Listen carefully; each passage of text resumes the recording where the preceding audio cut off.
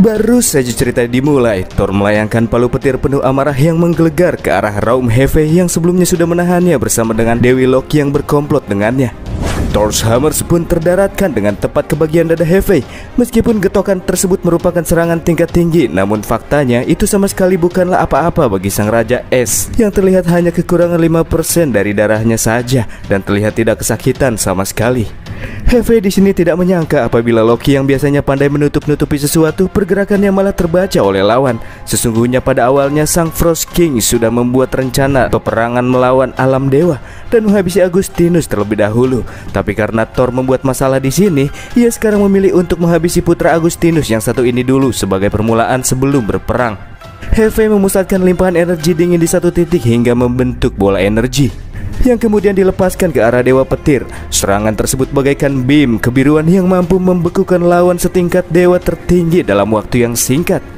Di arah lain, Thor yang baru saja mendarat juga tak hanya diam saja. Ia melepaskan skill Thunderbolt yang akan merembet melalui permukaan tanah menuju Raum Hefe, hingga terjadilah benturan kekuatan dahsyat milik sosok dewa tingkat tinggi dan Raja Raksasa Es.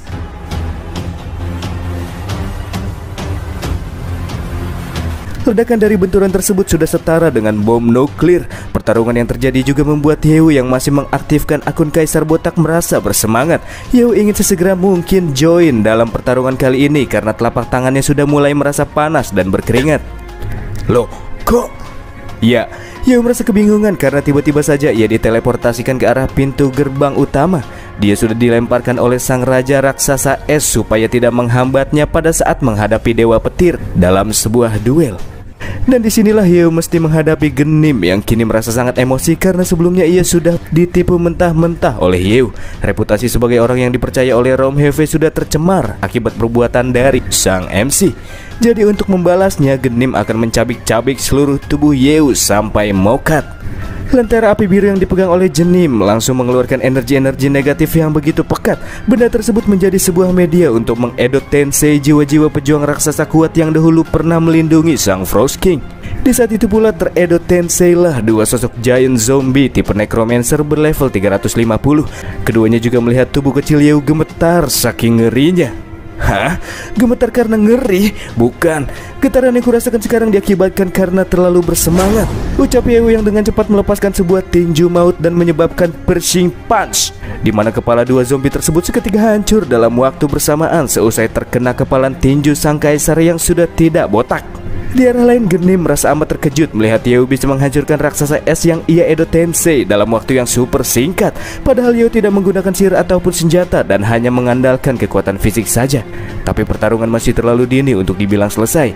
Genim kembali mengaktifkan lenteranya dan mengedo Tensei mantan anjing peliharaan Raum Hefe bernama Monbi berlevel 7,5 yang dikatakan sebagai monster es penjaga terkuat yang tewas setelah dihabisi oleh Agustinus. Genim merasa tidak sabar melihat Yew dicabik-cabik oleh makhluk tersebut.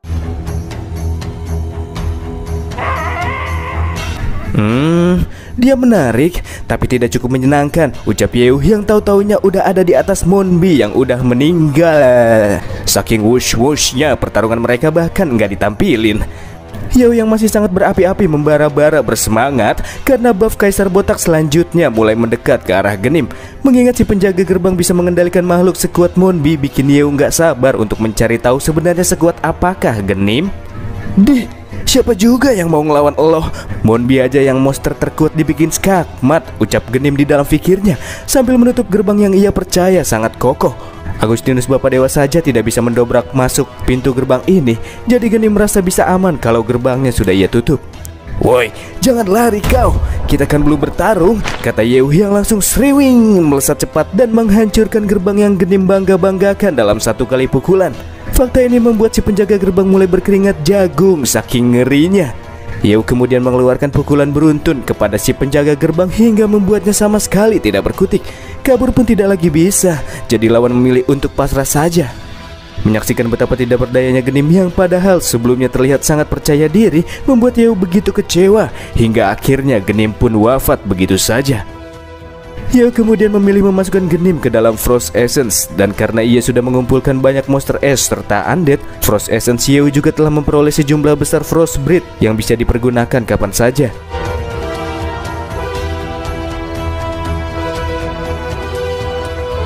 Sementara itu di dalam bangunan nampak terlihat Thor yang sudah kepayahan di tengah-tengah pertarungannya melawan Raum Hefe. Ia merasa kekuatan ilahinya sudah hampir habis karena sudah sekian lama ia tak kembali ke alam dewa akibat ditahan di tempat tersebut saking lamanya. Apalagi Frost King berada di wilayahnya sendiri sehingga membuatnya seakan-akan seperti memiliki kekuatan tiada batas. Ya, semua ini karena rencana Loki yang sudah melemahkan Dewa Petir yang dianggap menjadi masalah kedua setelah Agustinus. Hefe melakukan pergerakan cepat dan dalam waktu yang singkat ia bersama dengan bogem mentahnya sudah berada tepat di hadapan Thor yang tidak sanggup menghindari pukulan tersebut. Tapi seperti biasa di dalam momen-momen yang kritis datanglah sang MC. Tinju Yeo juga sudah dilengkapi dengan sarung tangan penghancur dewa yang ia dapatkan dari Huang Zhen sebelumnya. Berkat itu pula Yeo sanggup menahan bogem yang niat hati ingin Hefe arahkan kepada Thor. Di lain hal, kehadiran Yeo juga menunjukkan apabila Gendim sudah dikalahkan oleh Yeo. Ini membuat Hefe agak sedikit terkejut, padahal si penjaga gerbang sudah ia berikan artefak yang sangat kuat, tapi masih tetap kalah. Dan ya, artefak yang ia maksud adalah lentera api biru. Tapi bagi Yeo, artefak tersebut bukanlah apa-apa. Perbakuhan taman di antara keduanya berlangsung dengan sengit. Tinju Yeo yang dilapisi dengan sarung tangan tingkat dewa membuat retakan ruang yang berbeda-beda tepat di belakang Frost King secara berulang-ulang. Darah sang Frost King pun semakin lama semakin terkikis dalam baku hantam tersebut. Meskipun Frost King mengakui apabila Yeo ini sangat kuat dan kemampuannya cukup unik sebagai seorang manusia, namun itu tetap saja takkan mengubah hasil akhir karena tempat ini adalah kandangnya dan Hefe takkan pernah kehabisan kekuatannya selama bertarung di sini. Di arah lain, Dewa Petir pun ikut terpukau dengan tinju Yeo yang bisa memecah ruang dan meledakkan dimensi. Tak pernah sekalipun Thor melihat manusia yang sanggup melakukan hal se-amazing ini.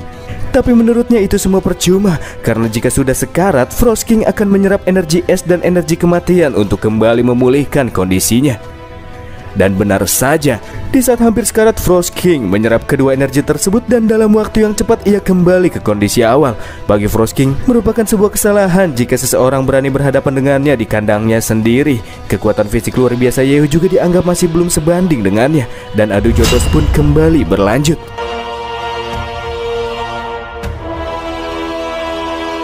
Ya, buat Yeo sih kemampuan regenerasi kayak gini sih udah sering ya dia temuin. Makanya MC di sini sama sekali nggak merasa ngeri dan bahkan dia udah punya beberapa cara untuk mengatasinya.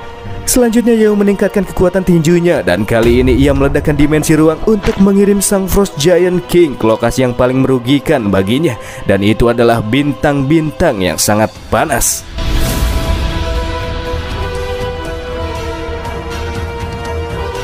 Raum Hefe yang terus terpental menuju ke arah bintang-bintang menganggap ini semua hanyalah sebuah ilusi yang diciptakan oleh Yeo untuk sekedar menakut-nakutinya. Tapi setelah seluruh tubuhnya mendarat di bintang-bintang yang panas tersebut, ia sadar bahwa semua ini bukanlah ilusi semata, karena tubuhnya perlahan mulai merasakan panas menyengat yang membuatnya meleleh. Sialan, pantas saja Loki melarikan diri dan menyerahkan orang ini kepadaku, ungkapnya. Hefe yang sudah tidak bisa berbuat banyak ampun-ampunan sambil meminta negosiasi kepada Yeo, karena ia juga sudah merasa menjadi korban yang sudah ditipu dan dipergunakan oleh Loki. Frost King di sini membuang semua harga dirinya dengan berjanji memberikan apapun, entah itu kekuasaan, kekayaan, ataupun wilayahnya sendiri, asalkan Yeo tidak menghabisinya. Meskipun tawaran itu cukup menarik, tapi yang lebih menarik bagi Yeo adalah melihat kematian sang Frost Giant King. Yeo dengan tinjunya terus mendesak Hefe agar ia lenyap ditelan oleh bintang-bintang. Sebelum kematiannya, Hefe masih berusaha membacot kepada Yeo agar menghentikan semuanya, karena jika terus begini, pikirnya mereka akan tewas bersama-sama. Tapi sayangnya, panasnya bintang-bintang sama sekali tidak berefek dengan tubuh fisik akun Kaisar Botak yang di luar imajinasi. Baginya ini sama saja halnya seperti berendam di pemandian air panas. Tak lama setelahnya, Frost Giant King pun tewas dengan tubuhnya yang meleleh sepenuhnya di bawah panasnya suhu bintang-bintang. Raum Hefe dianggap sebagai bos tingkat tinggi, jadi apa yang Yeo dapatkan kali ini sangat bernilai. Selain 200 juta XP dan 100 juta uang, Yeo juga mendapatkan beberapa equipment yang diantaranya adalah kapak Frost King. Ini merupakan benda tingkat dewa yang tidak dapat dihancurkan, bisa mengumpulkan kekuatan lawan yang sudah dibunuh, dan penggunanya memperoleh peningkatan atribut serangan sebanyak 300 lapisan. Absolute Zero Shield, equipment tingkat dewa yang mengandung kekuatan Frostbreed serta bisa meningkatkan kesempatan menghindar sebanyak 30% dan menambah kelincahan sebanyak 30%. Winter Cloak, equipment tingkat dewa yang mengandung kekuatan angin musim dingin. Efek lainnya sama seperti Absolute Zero Shield. Yeo pun merasa sangat gembira ria karena ketiga-tiganya yang ia dapat berada di tingkat dewa. Tapi di tengah-tengah kegembiraan yang ia rasakan, sistem tiba-tiba malah memberi peringatan. Panasnya bintang-bintang sudah membakar rambutnya. Dan jika Yeo tidak sesegera mungkin keluar dari dimensi bintang ini, ia akan terkena efek negatif botak depresi dan rambutnya akan benar-benar terbakar sepenuhnya. Tak mau sampai terbakar sepenuhnya, Yeo pun melesat ke arah celah retakan yang sebelumnya ia buat. Meskipun sudah jauh dari bintang, namun rambutnya masih terus terbakar karena efek radiasi. Sialnya lagi, retakan celah tersebut semakin lama semakin menyusut dan semakin mengecil. Yeo sudah benar-benar tidak bisa melewati celah tersebut sampai akhirnya itu tertutup sepenuhnya sebelum ia tiba. Namun dari arah celah yang tertutup nampak terlihat kilauan cahaya, dan ternyata itu adalah Mjolnir. Palu tersebut juga memecahkan dimensi dan membawa Yeo kembali ke tempat di mana Thor berada.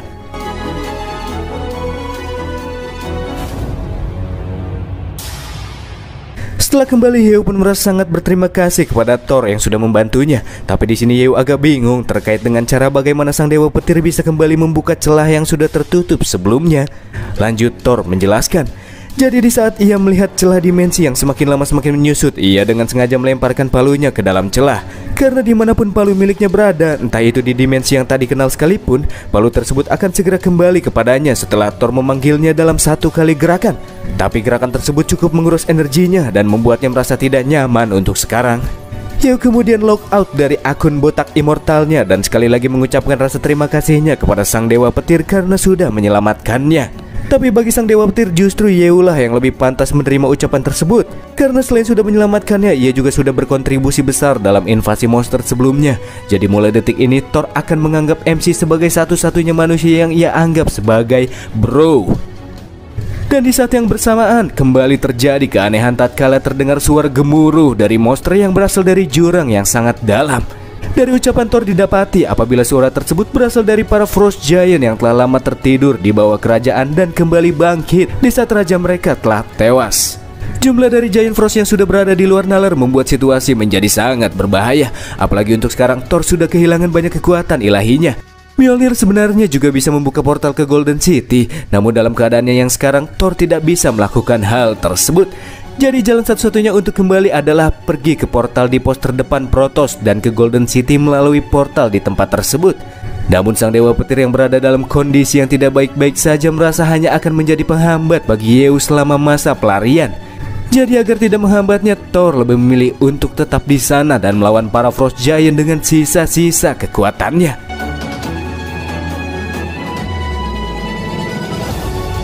Woi Thor, sekarang bukan saatnya untuk bertindak keren, ucap Yeo yang baru saja mengaktifkan akun pilot serta mengeluarkan jet tempur dari kantong ajaibnya. Keduanya pun setelahnya pergi ke arah pos terdepan Protoss dengan whoosh whoosh. Kecepatan burung besi Yeo menurut Thor setara dengan kuda berkaki 8 milik bapak para dewa sesaat setelah ia menaikinya.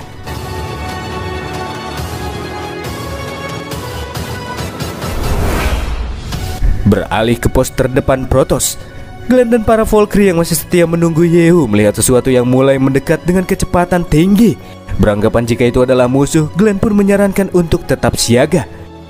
Di saat burung besi yang melesat dengan cepat semakin dekat, Glenn pun merasakan adanya bau-bau yang sangat ia kenal dan meminta kepada semua Valkyrie untuk bersiap-siap memberikan hormat.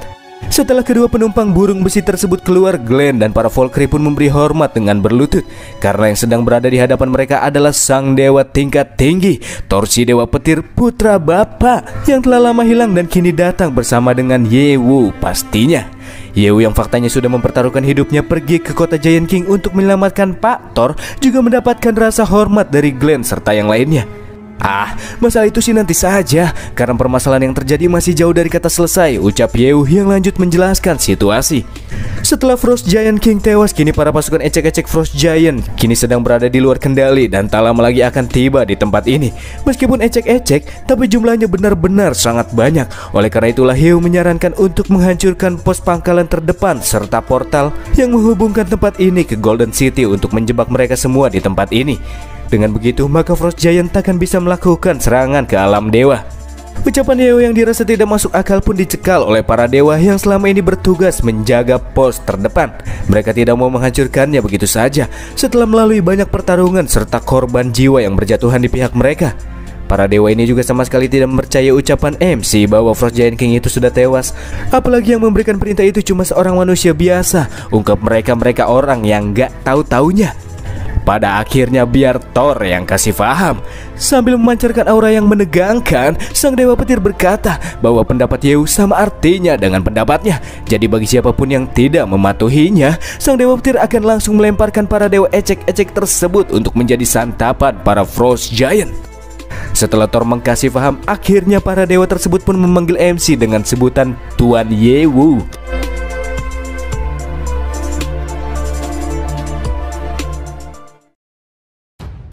Tak lama berselang, akhirnya para Frost Giant yang bermaksud membalaskan dendam atas kematian rajanya akhirnya tiba tepat di depan gerbang pos utama terdepan Protoss.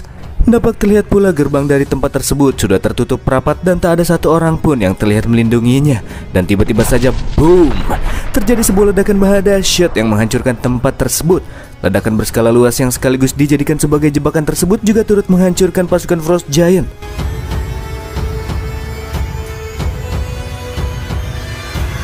Scene beralih ke Golden City, tepatnya di kuil para dewa, di mana sebagian dewa yang berjaga di arah pintu luar melihat kedatangan dewa petir yang baru saja tiba dan langsung menjadi bahan perbincangan mereka karena beliau sudah lama hilang. Apalagi ia datang bersama dengan Yew di sampingnya sehingga keduanya terlihat mencolok dan menjadi sorotan semua dewa. Keduanya terlihat sangat dekat.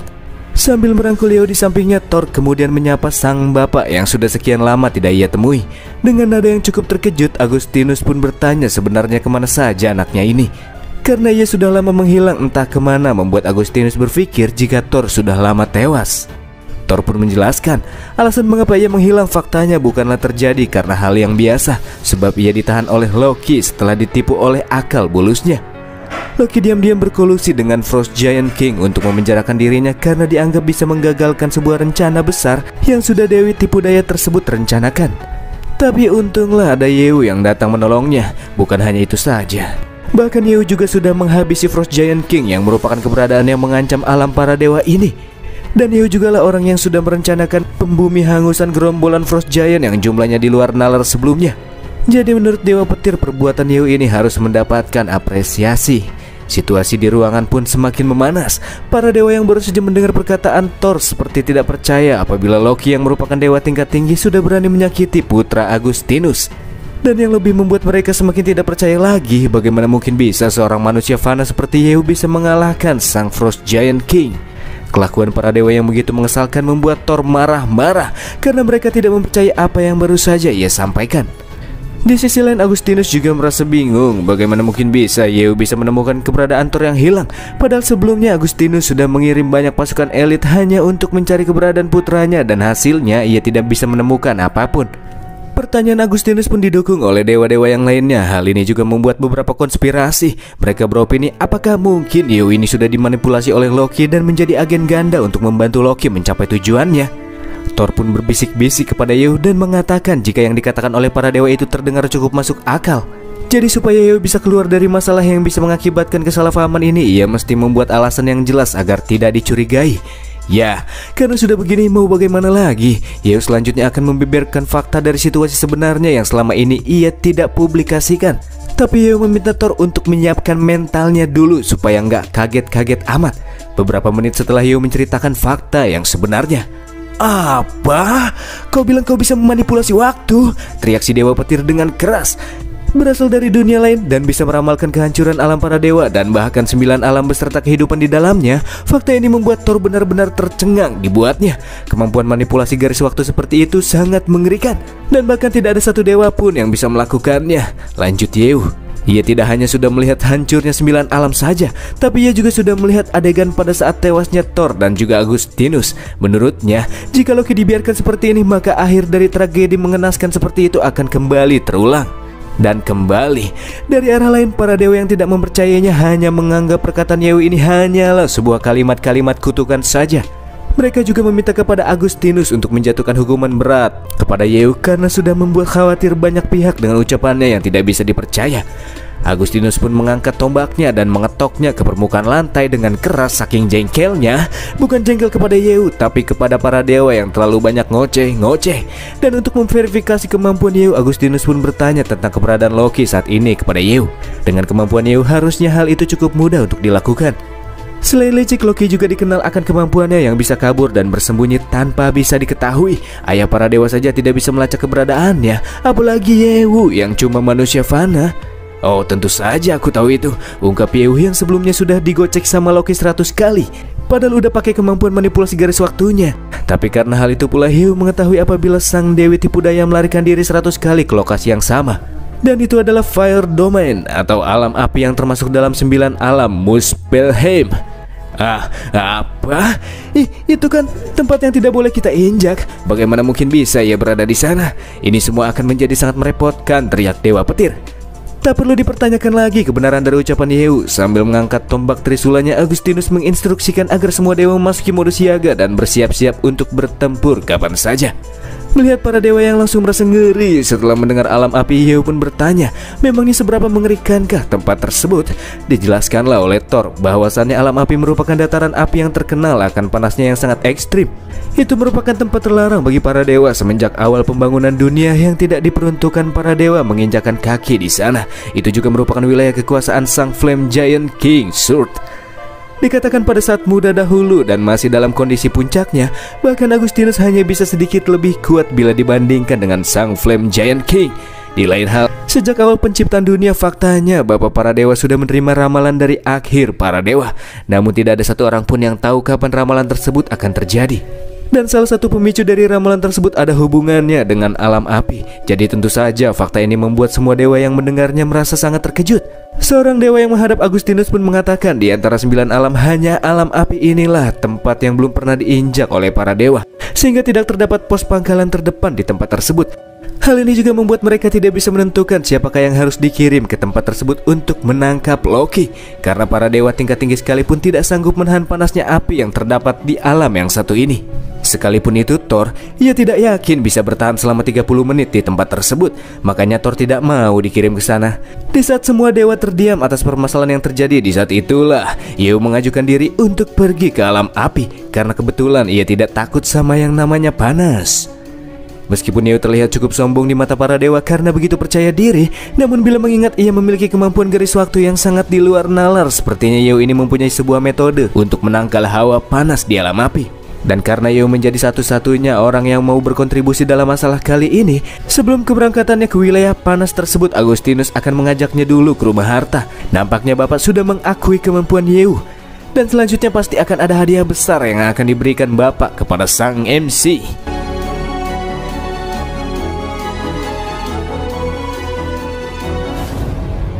Scene kemudian berlanjut ke rumah harta berikut dengan Agustinus, Yeu, dan juga Thor yang baru saja tiba di sana.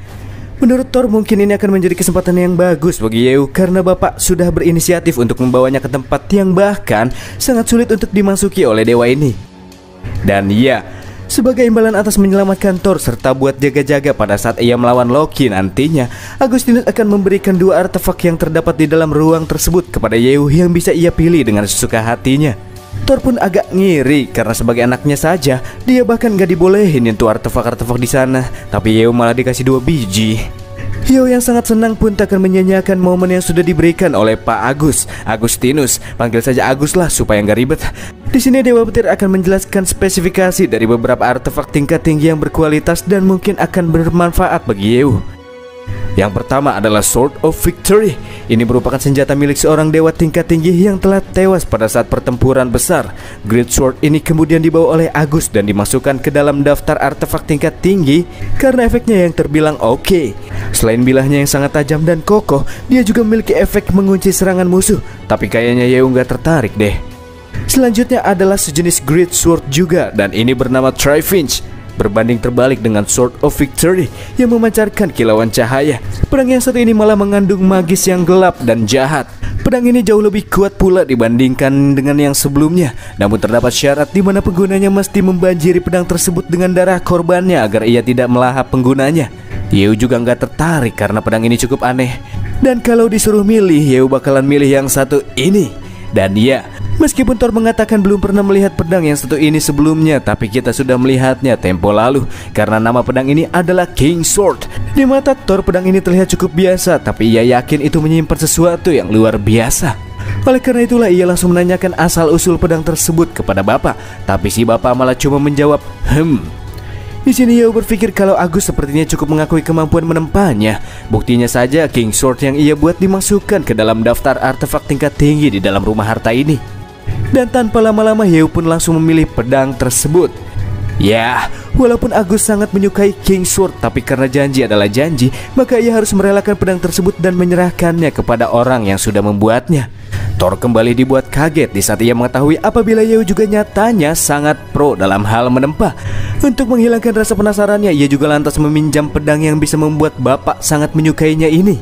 Pedang yang sebelumnya berbentuk Great Sword dalam sesaat langsung berubah ke bentuk yang sangat cocok dengan karakter penggunanya. Kasusnya untuk Thor sendiri itu berubah menjadi kapak besar dengan energi yang melimpah. Thor merasa ketakjuban yang amat sangat setelah memegang artefak tersebut.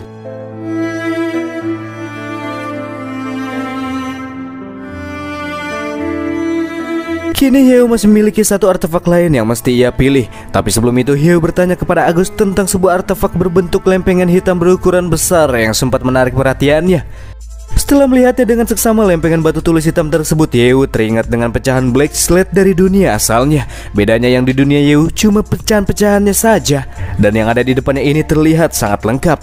Dijelaskanlah oleh Thor bahwa batu tersebut dikenal dengan World Stone, batu yang muncul di awal dunia yang mencatat semua informasi serta aturan dunia. Di dalam pikirannya MC, jika World Stone ini hanya berisikan catatan-catatan masa lalu, apakah rumor bisa membangun ulang dunia dengan mengumpulkan pecahan Black Slate hanya sekedar omongan kosong saja? Apakah grup Hanmo yang mengumpulkan pecahan-pecahan tersebut juga tahu efeknya? Untuk info lebih lanjut, biar nanti saja ia tanyakan kepada mereka. Di saat yang bersamaan, sistem deteksi adanya artefak tak biasa dari arah lain yang telah memicu aktifnya akun Lu Yi, si penglihat dimensi yang tak kasat mata secara otomatis. Setelah diidentifikasi, item berbentuk kristal merah darah itu adalah artefak yang berasal dari Demon Plane yang bisa membuat portal menuju alam iblis. Namun hanya para iblis saja yang bisa masuk ke dalamnya. Jadi ini dianggap artefak berbahaya dan sistem menyuruh Yeo untuk segera menjauhinya.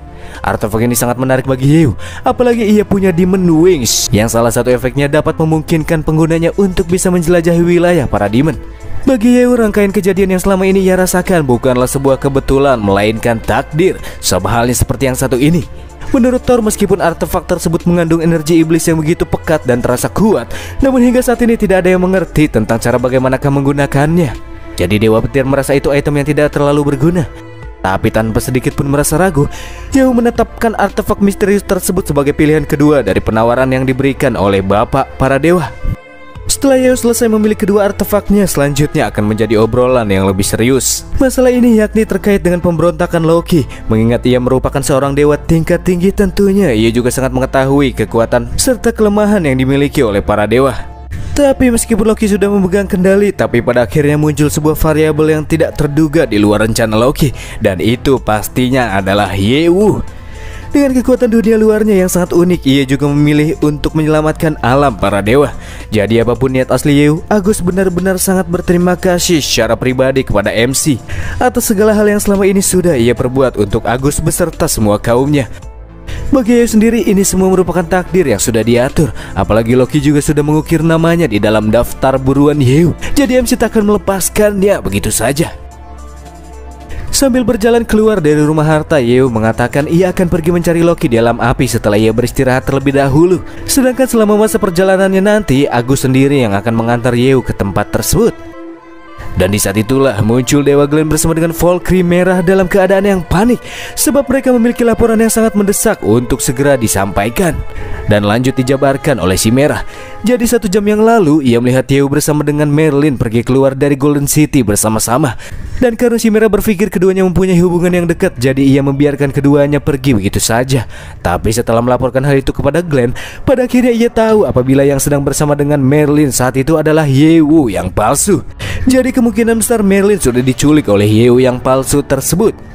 Apa? Saut Yewu yang merasa kaget luar biasa.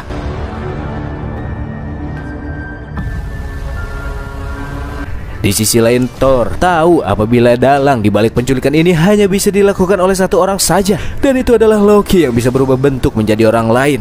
Tapi ya heran, apa gunanya menculik seseorang yang baru saja diangkat menjadi Valkyrie? Dengan wajah seriusnya, Hyo pun berkata bahwa Merlin adalah kunci dari dunia ini, dan dialah yang menentukan hasil akhir dunia ini untuk kedepannya. Tentunya ucapan Hyo membuat semua yang mendengarnya hanya bisa berkata, "Apa?" saking kagetnya. Tanpa berlama-lama, Hyo langsung mengaktifkan kemampuan manipulasi garis waktunya dan mengunci karakter Loki agar mencegah perbuatan Loki terjadi sebelum ia bisa menyentuh Merlin. Tapi sistem menjawab apabila Hyo tidak bisa menggunakan kemampuannya untuk mengunci Loki, karena ia sudah hilang dari garis waktu saat ini. Menghilang dari garis waktu? Apakah kemampuanku sudah terungkap olehnya? Pikirnya. Dan nampaknya ini terjadi karena Hyo terlalu sering menggunakan kemampuannya pada saat kejadian di kota Giant King sebelumnya. Ini akan menjadi sangat merepotkan.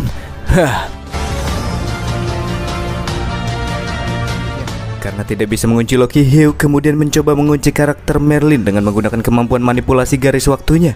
Tapi sistem kembali mengatakan bahwa itu tidak memungkinkan karena Merlin juga tidak bisa ditemukan di dalam garis waktu ini. Alasannya mungkin juga dikarenakan Loki menggunakan sebuah metode yang sama kepada Merlin, sehingga ia dinyatakan menghilang dari garis waktu tersebut. Karena sudah begini, Hyo pun meminta sistem untuk memutar kembali garis waktu ke masa lalu pada saat ia masih bersama Merlin di saat keduanya berada di alam para raksasa Yomniton. Menurut sistem hal ini bisa dilakukan, tapi besar kemungkinan bisa terjadi bug. Karena Loki dan Merlin sekarang sedang menghilang dari garis waktu ini, terdapat beberapa kemungkinan yang menyebabkan Merlin dan Loki bisa hilang dari garis waktu. Yang pertama, keduanya sudah tewas, dan kedua, mereka bersembunyi di suatu lokasi tersembunyi dan dilindungi oleh kekuatan yang lebih kuat tingkatannya daripada kemampuan manipulasi garis waktu. Karena adanya bug, bila Hyo kembali lagi ke masa lalu dalam situasi saat ini, maka itu sama saja dengan dirinya pindah ke garis waktu kedua di kesempatan kedua, yang mengakibatkan efek dari kegilaan Merlin hanya akan hilang 50% saja setelah Hyo menyelesaikan misi kejatuhan Valkyrie. Tentunya Hyo yang sudah jauh-jauh sampai di titik ini takkan mau hal itu terjadi. Meskipun kesulitan dari misi ini meningkat dengan tajam, ia takkan menyerah untuk menuntaskan misi di garis waktu sekarang dan mendapatkan akhir yang perfecto. Apabila Merlin dan Loki menghilang dari garis waktu karena bersembunyi, maka hanya ada satu lokasi yang bisa digunakan sebagai tempat persembunyian, dan itu adalah Fire Realm alias alam api. Oleh karena itulah Hyo mengurungkan niat sebelumnya yang mau istirahat dan meminta Pak Agus untuk mengantarnya ke alam api.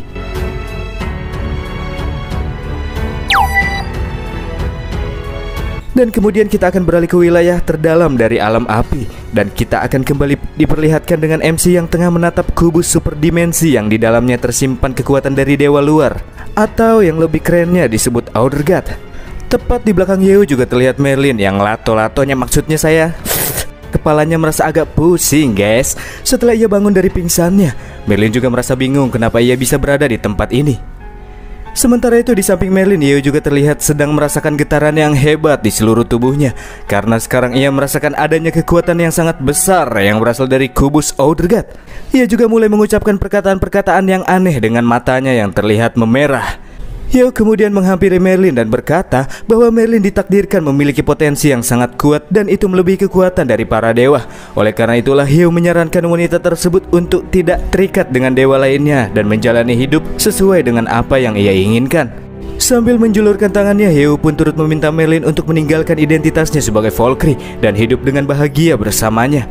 Sedangkan Merlin yang termenung mendengar perkataan Hyo yang terasa aneh pun berpikir apabila Hyo kala itu sedang berada di bawah pengaruh kubus yang memancarkan kekuatan misterius di depannya. Jadi di sini sang Valkyrie mencoba untuk menyadarkannya dari kondisi yang sudah mencemari akal pikiran Hyo. Tenang saja, jangan khawatir, aku tidak apa-apa kok, ungkap Hyo yang mulai mendekat dan terus mendekat ke arah Merlin sambil melontarkan nada bujuk rayuan maut kepada wanita tersebut dengan memintanya untuk nurut-nurut saja sama perkataannya. Wajah Merlin pun mulai memerah di saat hembusan aroma nafas MC mulai terasa.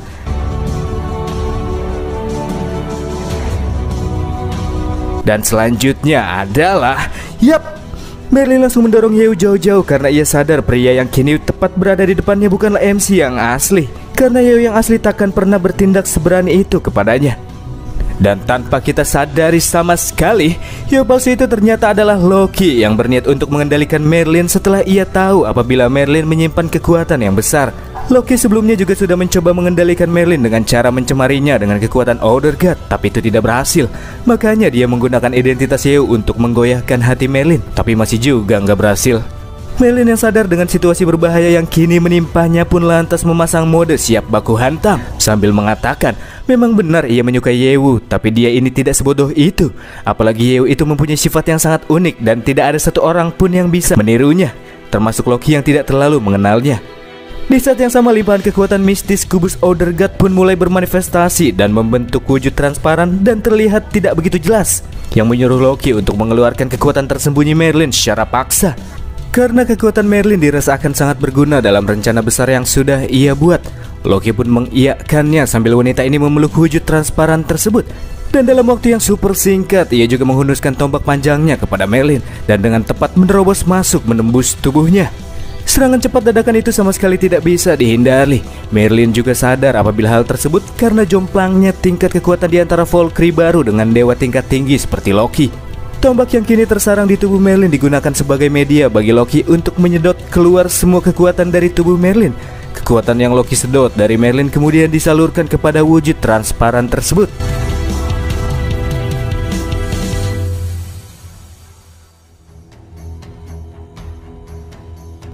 Dan kemudian kita akan dialihkan ke lokasi lain dan masih di sekitar wilayah alam api. Yewu yang sudah tiba di TKP mengkritik Pak Agus yang kala itu mengantarkannya ke tempat tersebut. Karena si Pak Agus mengirimnya tepat di sarang para raksasa api sehingga mereka langsung menjadi bahan incaran para makhluk-makhluk tersebut. Keduanya kini sedang berlindung di balik barir yang dibuat oleh Pak Agus. Gus, berani-beraninya kau menginjakan kaki di wilayahku dan mengingkari janji yang sudah ada selama ribuan tahun, ucap sesosok makhluk raksasa api yang benar-benar berbeda dari yang lainnya. Makhluk ini berlevel 850 bernama Surtur yang juga dikenal dengan julukan Flame Giant King. Dia memiliki dua tanduk seperti banteng yang dilapisi armor hitam untuk menutupi kulit tubuhnya yang merah membara. Apakah ini banteng merah dari negeri Konoha ini guys? Kayaknya serem guys kalau beneran. Dari arah lain, Fush, Yeo mengaktifkan akun Raja Qian dan mengungkapkan maksud serta tujuannya yang ingin mencari Loki yang sedang bersembunyi di sini. Meskipun berada di hadapan Flame Giant King, sang penguasa alam api, tapi Yeo tidak merasa ngeri sedikit pun. Di saat yang sama, sistem pun mengatakan karena medan yang kali ini Yeo pijaki memiliki suhu panas yang sangat ekstrim, akun Qian mendapatkan ultimate buff dewa, sehingga level link dari akun tersebut naik super drastis ke level mentok, yaitu level 999. Namun buff ultimate ini hanya berlaku di alam api. Yewu yang berbicara kepada Flame Giant King dirasa nggak ada takut-takutnya, padahal dia kini sedang dikerumunin para gerombolan Flame Giant di sekelilingnya. Tentu saja, tingkat keberanian MC yang begitu tinggi ini bukan tanpa alasan. Yewu pun menunjukkan sedikit kemampuannya. Dia diam-diam membuat jebakan api hitam keunguan di permukaan tanah dan melepaskannya saat itu juga. Para Flame Giant yang tidak sempat menghindar pun dalam sekejap mokat dengan tubuh mereka yang tertembus oleh api Yewu yang tingkatannya lebih tinggi dari api yang dimiliki oleh para Flame Giant tersebut.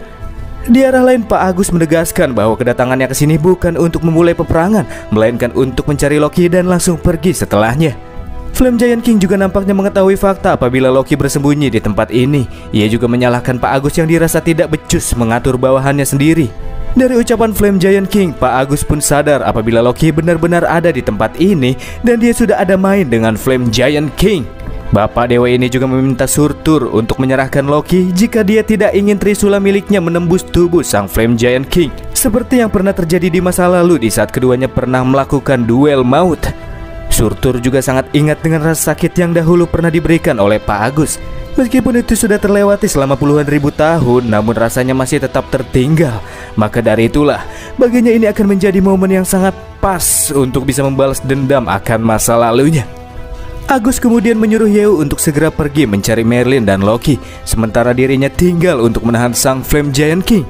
Di sini Yewu merasakan niat membunuh dari Pak Agus yang sangat terasa. Sepertinya dia sudah bertekad untuk bertarung mati-matian demi terhindar dari ramalan akhir para dewa. Dan setelahnya Yewu pun terbang mengudara untuk mencari Loki dan Merlin yang sedang bersembunyi. Surtur yang tidak membiarkan MC kabur dari tempat tersebut pun datang untuk menghalaunya dengan terjangan pedang raksasa. Tapi dari arah lain muncullah Trisula Bapak yang mendapatkan kesempatan untuk meredam terjangan pedang besar tersebut. Woi, Lawanmu adalah aku. Karena kau ingin bertarung, maka aku akan bertarung melawanmu, ungkap Pak Agus yang tubuhnya kini dilimpahi oleh kekuatan kilat kuning serta tornado angin berputar di tubuhnya yang diciptakan oleh gagak-gagak hitam yang membuat gerakan berputar. Kekuatan besar yang begitu menyilaukan tersebut juga membuat banyak dari para Flame Giant mulai berterbangan di udara. Ketika tornado tersebut berhenti, di saat itulah Pak Agus sudah bertransformasi ke bentuk hypernya berikut dengan ukuran tubuhnya yang berubah menjadi bentuk raksasa. Dari sinilah duel maut di antara dua sosok penguasa alam akan segera berbenturan. Kedua-duanya saling melepaskan serangan pembuka dan terjadilah ledakan energi dahsyat dengan skala yang sangat luas. Hembusan kekuatan dari kedua sosok tersebut juga sangat terasa bagi Yeu dari arah kejauhan yang sudah terbang untuk mencari Loki dan Merlin. Tapi ini bukan waktunya untuk melihat pertarungan tersebut. Namun di dalam tugasnya Yeu sedikit mengalami kendala terkait dengan cara tentang bagaimanakah ia bisa mengetahui keberadaan keduanya. Di saat itulah Yeu teringat dengan sebuah skill milik akun Qian yang sudah lama tidak ia gunakan. Apalagi ia kini mendapatkan ultimate buff yang membuat akun ini sangat imbah. Jadi dengan skill yang satu ini pasti akan mudah baginya untuk bisa melacak keberadaan seseorang. Ya, skill tersebut adalah True Eye, si mata kebenaran yang mampu melihat segala hal yang kini berada di tingkatan tertingginya. Tak lama setelah Yeu mengaktifkan skill ini, sistem pun mengatakan bahwa keberadaan Loki dan Merlin sudah ditemukan. Hal ini juga menyebabkan kemampuan manipulasi garis waktunya kembali aktif. Jadi sekarang tugas Yeu selanjutnya hanyalah mencari cara agar Loki tidak bisa melarikan diri lagi dari tempat tersebut. Tapi sebelum itu Yeu akan mengurus sang Flame Giant King terlebih dahulu untuk mencegah terjadinya hal-hal yang tidak diinginkan. Sementara itu di dalam duel maut yang terjadi, Pak Agus sudah membuat sang Flame Giant King tersudutkan. Darahnya kini hanya tersisa 20% saja. Tapi kendati demikian, Surtur masih merasa percaya diri bahwa dirinya bisa menghabisi Pak Agus. Ya, dia masih menyimpan kartu truf yang selama ini ia sudah kembangkan hanya untuk membalaskan dendamnya kepada Pak Agus. Dan itu adalah mode Eternal Flame, api abadi yang membuat ukuran tubuh serta kekuatan sang Flame Giant King meningkat secara signifikan. Hal ini membuat Pak Agus merasa terkejut. Faktanya pada saat duel yang terjadi puluhan ribu tahun silam, ia sudah mengeluarkan Eternal Flame dari tubuh Surtur dan menyembunyikannya di alam lain. Apakah mungkin? Ucap Pak Agus yang menyadari sesuatu. Lanjut Surtur yang membenarkan dugaan Pak Agus. Eternal Flame ini ia dapatkan dari Loki, dan sebagai bayarannya ia akan melindungi Loki dari segala ancaman yang terjadi. Itu termasuk dengan Pak Agus yang dianggap menjadi ancaman terbesarnya. Artefak tingkat Dewa Eternal Flame membuat Surtur kini jauh melampaui level Bapak. Dan mulai dari titik ini, pertarungan di antara keduanya juga akan menjadi berat sebelah. Sebagai permulaan, sang Flame Giant King melepaskan tebasan pedang beratnya kepada Agus. Meskipun bisa ditangkis, tapi serangan berat tersebut juga membuat Pak Agus harus merelakan Trisula Dewanya yang patah. Itu juga memberikan damage yang cukup besar meskipun serangannya sudah agak diminimalisir. Yang artinya jika terkena satu serangan lagi, maka Agus akan segera wafat. Dan benar saja, tanpa memberikan waktu bagi Pak Agus sejenak untuk bernafas, sang Flame Giant King langsung melepaskan serangan eksekusi ke arahnya. Ini adalah serangan yang pastinya takkan lagi bisa dihindari oleh Bapak para dewa. Tapi di saat yang sama, muncul perisai api yang tanpa diduga-duga mampu menghalau serangan berat yang bahkan Pak Agus sendiri tidak mampu menahannya. Fakta ini membuat Surtur sangat terkejut. Di balik perisai api yang tercipta ini tak lain dan tak bukan hal se-amazing ini dilakukan oleh Yeu yang memanfaatkan King Sword sehingga ia bisa membentuk senjata yang paling bermanfaat baginya.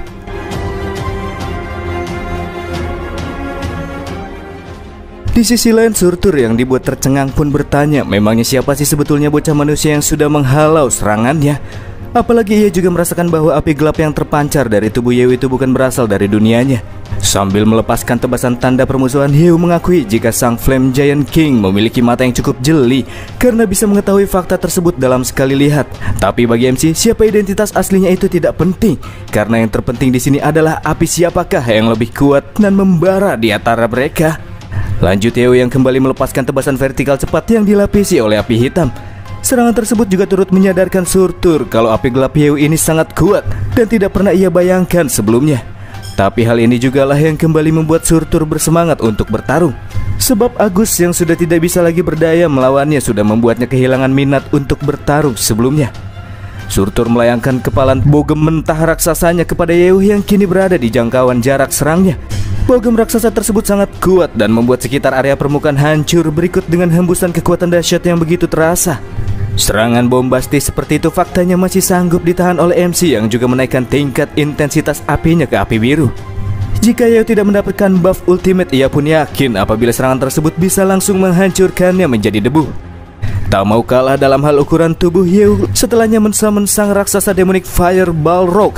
Api biru melimpah yang keluar dari tubuhnya kemudian membentuk sebuah perwujudan iblis api yang sudah berada di puncak kekuatannya. Dan tak lama berselang akhirnya muncullah Balrog, sang iblis api berlevel 960 yang akan mengikuti setiap permintaan yang diberikan oleh masternya Raja Qian. Dikatakan apabila demonic fire yang satu ini merupakan bos terakhir di dunia yang ditempati oleh Raja Qian, yang setelah dikalahkan pada akhirnya ia berlutut dan menjadi pengikutnya. Sebelumnya Yeo juga pernah memanggil Balrog, tapi bentuknya belum sempurna karena terkekang oleh kekuatan MC yang belum mencapai level maksimal. Tapi sekarang tidak akan sama seperti sebelumnya. Kekuatan api gelap Yeo sungguh membuat Pak Agus terkejut bukan main, karena api tersebut sama sekali tidak bisa dibandingkan dengan Eternal Flame. Ya, api Yeo ini lebih kuat dan lebih pekat. Hal ini kembali membuat Agus penasaran sebenarnya dunia seperti apakah yang sudah Yeo tinggali selama ini. Pertarungan pun terus berlanjut dengan kedua raksasa api yang saling membenturkan tinju raksasanya satu sama lain. Sementara mereka bertarung, Yeo menghampiri Pak Agus yang sedang berlindung di balik barirnya dan menyarankannya untuk segera pergi karena selanjutnya situasi akan semakin berbahaya baginya. Meskipun benar adanya, namun Pak Agus yakin dirinya masih bisa bertahan dalam situasi mengerikan ini.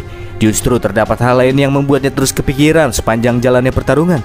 Ia terus berpikir mengapa sosok yang sangat kuat seperti Yeo datang ke dunia ini dan membantu para dewa di hampir semua masalah yang menghampiri mereka. Dan di saat para raksasa sedang asyik bertarung, Yeo pun menceritakan segala hal yang sebelumnya masih belum ia ceritakan. Ya, di sini Yeo menceritakan apabila dunia yang ditempati oleh Pak Agus benar-benar sudah tidak bisa lagi selamat dari kehancuran karena sudah ditentukan secara mutlak oleh takdir yang sudah ada. Sebagai penguasa tertinggi di dalam 9 alam, Agus tidak menyangka apabila ia memberikan beban yang sangat berat kepada seorang Valkyrie Merlin. Tentu hal ini membuatnya sangat dilema karena ia tidak bisa berbuat apa-apa. Dan untuk membuat Pak Tua tersebut kembali bangkit, Yeo mengatakan meskipun benar dunia ini tidak bisa tertolong lagi, tapi selama Agus dan yang lainnya kabur dari dunia tersebut, maka masih ada harapan untuk bisa terus hidup. Sebagai Pak Tua yang hampir jatuh dalam kegalauan, Agus pun kembali bangkit dan berterima kasih kepada Yeo karena sudah menyadarkan dirinya. Tenang saja, ini memang sudah menjadi kewajibanku. Tapi BTW, bisakah aku meminjam senjatamu ini? Ucap Yeo sambil memegang trisula yang patah. Agus sih oke-oke saja, tapi kan senjata dewa itu sudah rusak, kekuatan ilahinya juga sudah lenyap. Jadi ngapain juga Yeo meminjam senjata itu? Tentunya hal ini bukan tanpa alasan, di mana Yeo selanjutnya akan mengfusionkan senjata tersebut dengan King Sword miliknya. Itu bukan suatu hal yang mustahil bagi Yeo yang sudah dianugerahi dengan kemampuan dewa blacksmith yang sempat diberikan oleh Pak Agus.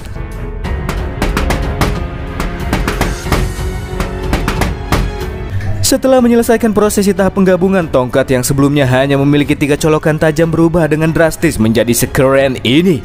Menggunakan senjata dewa tersebut juga menyebabkan perubahan bentuk secara ekstrim kepada akun Qian, di mana Yeo kini menjadi sosok yang dipanggil dengan nama Ultimate Demon, yang wujudnya menyerupai sang iblis Lucifer, namun ia dilimpahi dengan kekuatan api biru gelap.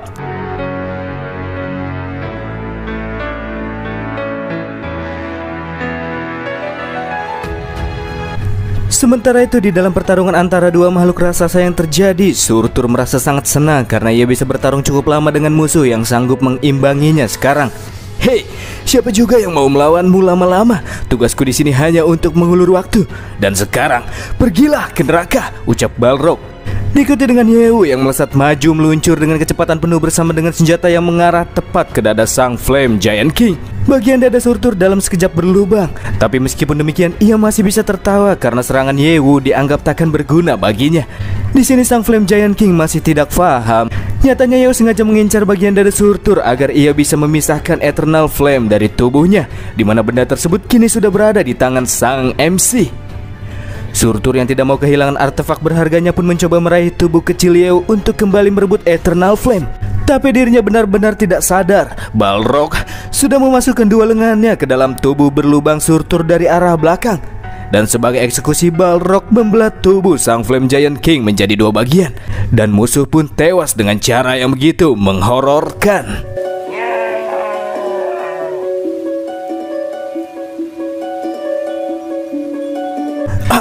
Apakah ini yang disebut sebagai sosok terkuat di dunia? Bahkan di masa kejayaanku, aku tidak pernah mencapai kekuatan seperti ini, ucap Pak Agus seraya menyaksikan api dari bagian-bagian tubuh Surtur berjatuhan ke permukaan tanah.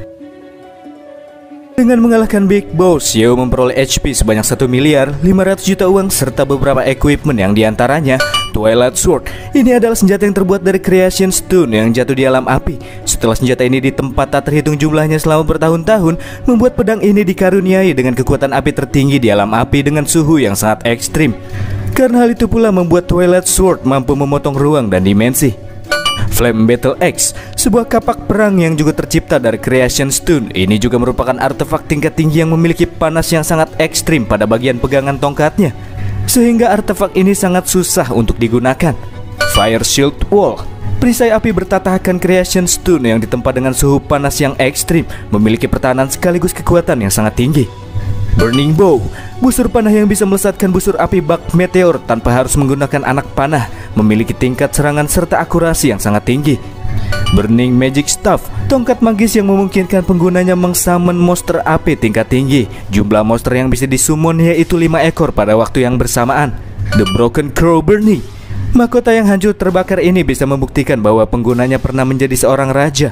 Dan yang terakhir adalah Eternal Flame, sering juga disebut dengan Creation Fire. Api abadi ini muncul pada saat awal terjadinya kekacauan dunia.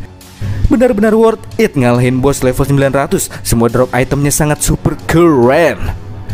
Namun akhir dari segala permasalahan yang terjadi belum tuntas sampai di sini saja. Yeo kemudian menghampiri Pak Agus dan meminta kekuatan ilahi lainnya agar ia bisa segera melanjutkan rencana selanjutnya.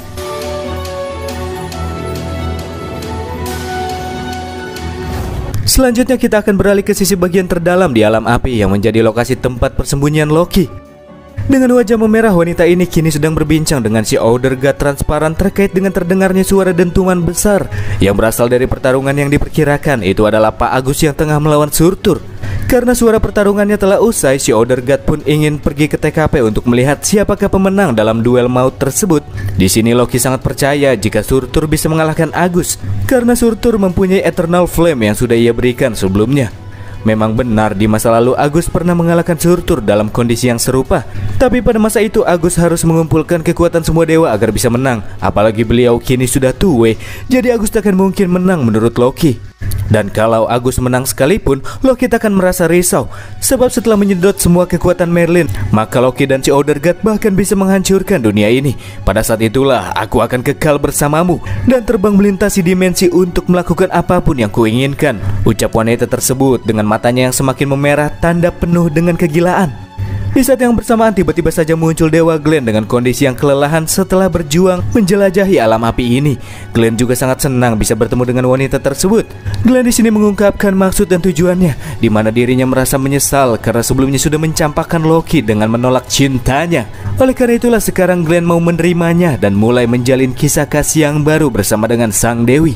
Sosok transparan yang kala itu Glenn lihat dan bentuknya mirip dengan dirinya, ia anggap sebagai khayalan yang dibuat oleh Loki karena sudah jatuh terlalu dalam karena penolakan yang ia lakukan. Maka dari itulah Glenn sekali lagi meminta maaf kepada Loki, namun ia berjanji akan membayar semuanya di masa depan. Setelah melihat sosok Glenn, Loki yakin bahwa itu memanglah Glenn yang asli karena ia memiliki kekuatan ilahi yang terpancar dari dalam tubuhnya. Karena jika itu palsu, takkan mungkin ia bisa mengetahui aksi penolakan yang terjadi sebelumnya. Namun dari itu semua, yang paling penting adalah bagaimana mungkin bisa Glenn datang ke alam api dengan kekuatannya yang biasa-biasa saja. Dua hal yang saling berlawanan ini membuat Loki benar-benar pusing dan mengalami dilema yang berat.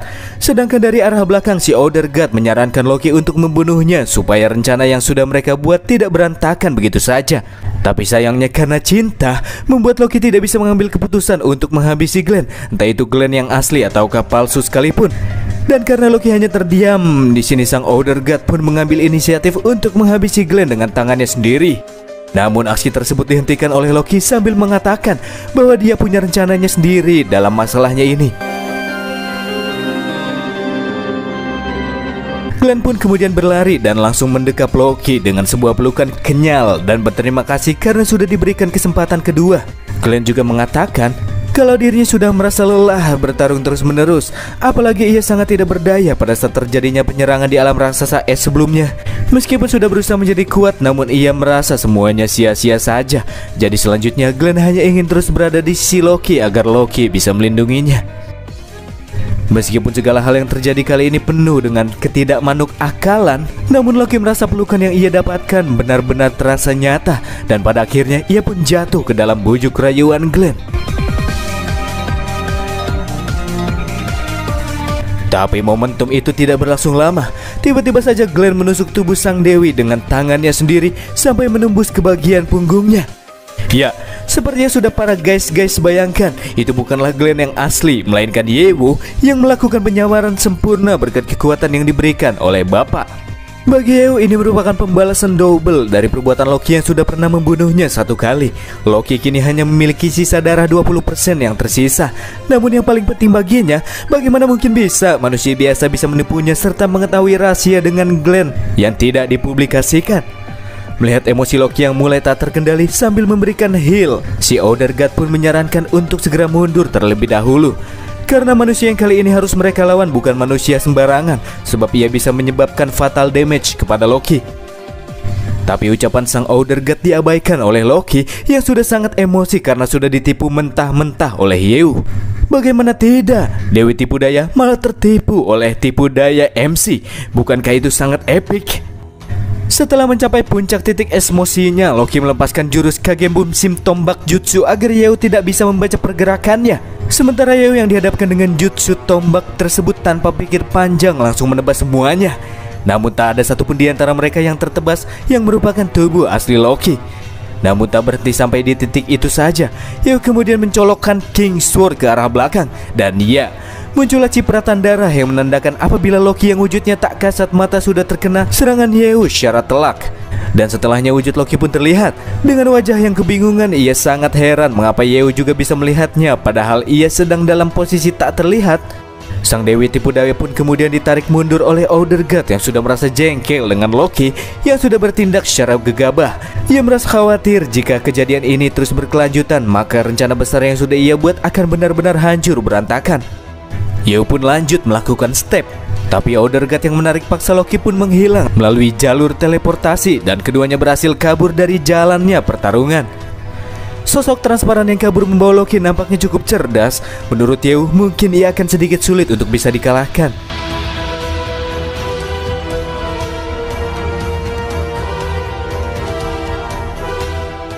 Masih di alam api dan masih di wilayah terdalam di tempat tersebut, nampak terlihat Othergod yang sebelumnya berhasil melarikan diri kini sedang melanjutkan sesi penyerapan kekuatan Merlin.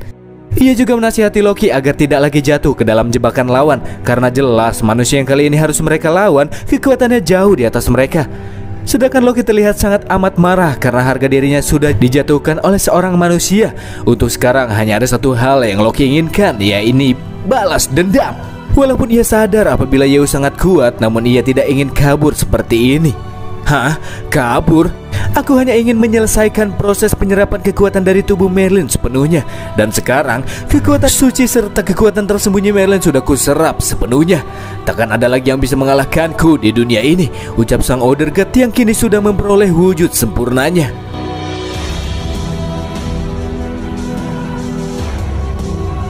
Setelah menatapnya sebentar, Loki merasakan apabila sang Othergod juga mempunyai kekuatan yang jauh lebih besar daripada Pak Agus pada saat beliau masih berada di masa mudanya. Ia tidak menyangka jika Merlin memiliki kekuatan tersembunyi yang semengerikan ini. Di sini Loki menganggap mungkin inilah alasan mengapa Yewu mendekati Merlin. Ia ingin mendapatkan kekuatan mengerikan tersebut. Tapi karena sekarang kekuatannya sudah diserap, maka Merlin sudah tidak berguna lagi sehingga tujuan Yewu sudah berakhir di sini. Loki juga sangat tidak sabar melihat kematian Yewu di tangan sang Othergod yang wanita ini puja-puja. Tapi di saat itulah, tanpa diduga-duga, tanpa disangka-sangka, muncullah orang yang sedang mereka gosipkan. Dan dia adalah Yewu yang muncul sambil teprok-teprok pramuka. Yewu sangat berterima kasih kepada musuh karena sudah dengan senang hati menyingkirkan kekuatan bandel dari dalam tubuh Merlin. Hal ini membuat Yewu tidak lagi khawatir dengan kekuatan Merlin yang sangat tidak stabil tersebut. Dan selanjutnya, apakah kalian sudah siap mendapatkan hadiah dariku sebagai imbalannya? Ungkap Yewu sambil keretak-keretak pergelangan tinju.